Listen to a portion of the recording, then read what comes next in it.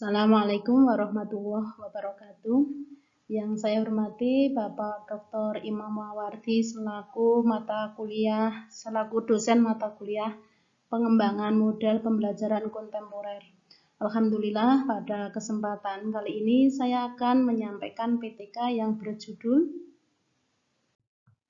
Meningkatkan pemahaman menulis menggunakan metode presentation, practice and product atau P3 dan pemanfaatan media gambar pada pembelajaran teks deskripsi. Baiklah, akan saya mulai dari penemuan masalah.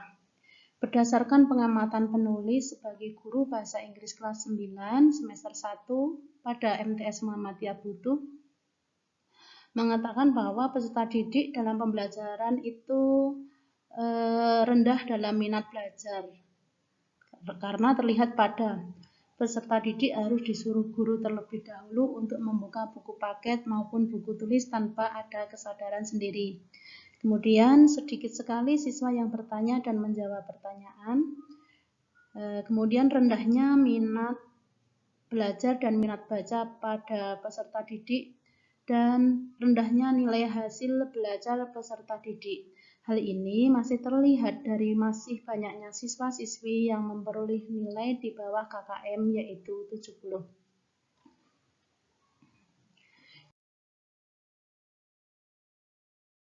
Identifikasi masalah. Berdasarkan beberapa masalah di atas, peneliti mengidentifikasi 4 masalah sebagai berikut. Yang pertama, rendahnya penguasaan kosakata akibat rendahnya minat belajar dan minat baca siswa. Yang kedua, rendahnya pengetahuan akan tanda-tanda baca. Yang ketiga, kesulitan menemukan metode pembelajaran menulis yang sesuai dengan kondisi siswa. Dan 4, keterbatasan media pembelajaran yang efektif. Kemudian pembatasan masalah. Dari 4 masalah yang teridentifikasi, peneliti hanya membatasi PTK pada rendahnya penguasaan kosakata akibat rendahnya minat belajar dan minat baca siswa. Untuk menemukan solusi dari satu masalah tersebut, maka dibuat rumusan masalah yaitu apakah menggunakan metode presentation, practice and product, dan pemanfaatan media gambar dapat meningkatkan kemampuan menulis teks deskripsi siswa kelas 9 MTS Muhammadiyah Butuh Kalikajar Wonosobo tahun pelajaran 2021. Kemudian, salah satu metode yang tepat dalam mengajarkan aspek menulis adalah metode presentation, practice and product. Yang secara garis besar, metode presentation, practice and production adalah sebuah metode pengajaran bahasa yang komunikatif yang terdiri dari 3 tahap. Yang pertama yaitu presentation. Pada tahap ini merupakan tahap perkenalan target language. Pada tahap ini, guru memperkenalkan kepada siswa target language dan kondisi real kapan target language itu digunakan. Perkenalan target language kepada siswa bisa dilakukan dengan menggunakan gambar, dialog, imajinasi, atau kondisi kelas yang real. Selanjutnya yaitu praktis. Tahap ini merupakan tahap latihan. Pada tahap ini, siswa disuruh untuk melakukan percakapan, tetapi masih dalam pengawasan guru. Latihan dipandang sebagai alat agar siswa mengenal dengan baik atau terbiasa dengan target language yang sedang dipelajari, dan agar siswa mempunyai kepercayaan diri dalam menggunakan bahasa itu. Inti dari tahap ini adalah siswa. Selanjutnya adalah production. Tahap ini merupakan tahap akhir dari pembelajaran bahasa, di mana siswa sudah mulai bebas menggunakan target language tanpa pengawasan guru. Guru hanya memberikan situasi real di mana target language itu sering digunakan. Jadi pada tahap ini siswa bebas menggunakan target language.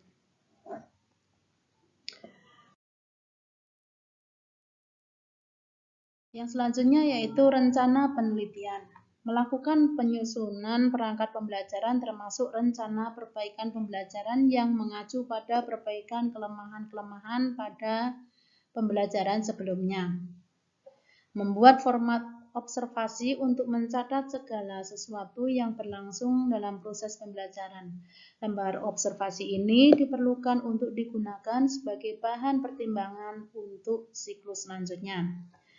Menyiapkan media pembelajaran beserta sumber belajar sebagai pendukung pelaksanaan proses belajar mengajar, membuat instrumen untuk evaluasi keberhasilan pembelajaran, dan menyusun jadwal kunjungan teman sejawat maupun supervisor.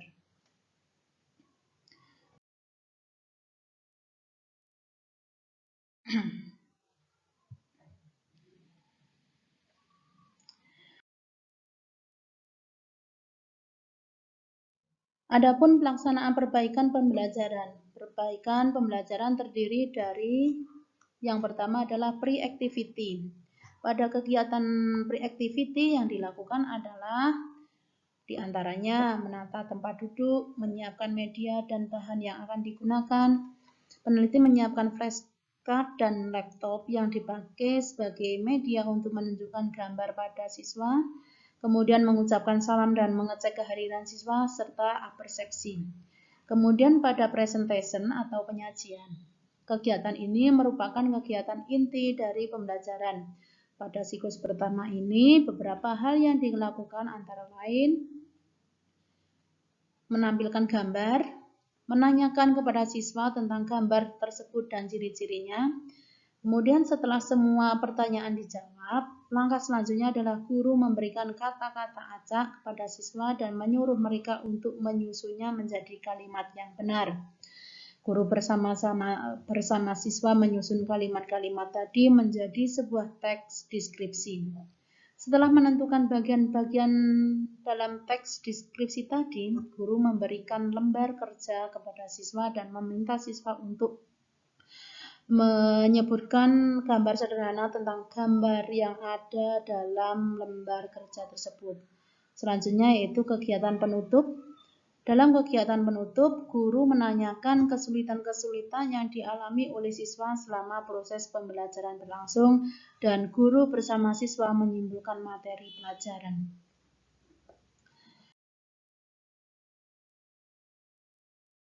Selanjutnya yaitu observasi. Pada bagian ini, peneliti mengamati kemampuan dan perkembangan siswa setelah menerapkan metode presentation, practice, and product. Di antaranya adalah hal-hal yang diamati dan dinilai, instrumen yang digunakan, dan siapa yang melakukan observasi.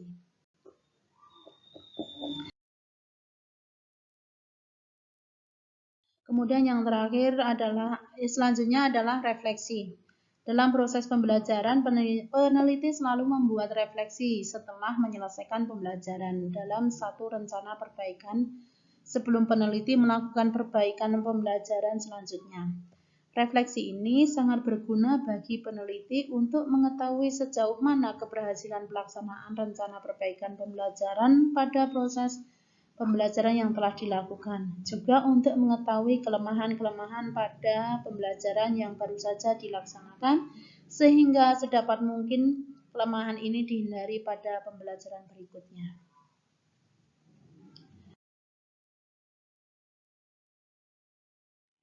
Siklus kedua berlangsung pada tanggal 14 September 2021, yaitu yang pertama adalah rencana penelitian. Kegiatannya yaitu melakukan penyusunan perangkat pembelajaran termasuk rencana perbaikan pembelajaran, membuat format observasi untuk mencatat segala sesuatu yang berlangsung dalam proses pembelajaran, menyiapkan media pembelajaran beserta sumber belajar, membuat instrumen untuk evaluasi keberhasilan pembelajaran, serta menyusun jadwal kunjungan teman sejawat maupun supervisor.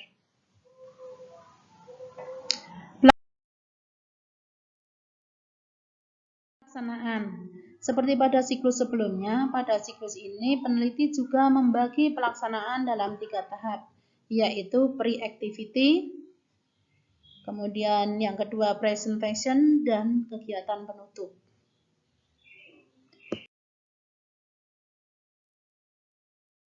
Dan selanjutnya yaitu observasi.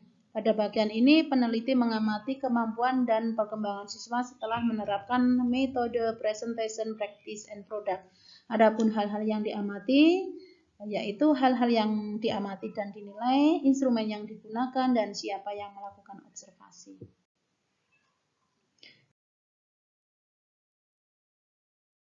Kemudian yang terakhir adalah refleksi. Pada tahapan refleksi ini, peneliti dan teman sejawat menganalisis dan mengolah nilai yang terdapat dalam lembar observasi yang ada untuk mengetahui secara pasti apakah kelemahan yang muncul pada siklus sebelumnya muncul kembali atau tidak, dan apakah peneliti dapat mempertahankan kekuatan yang ada pada siklus sebelumnya dan bahkan membuat itu lebih baik.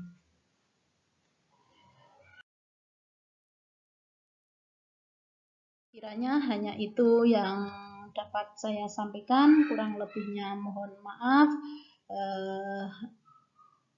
Saya akhiri. Wassalamualaikum warahmatullahi wabarakatuh.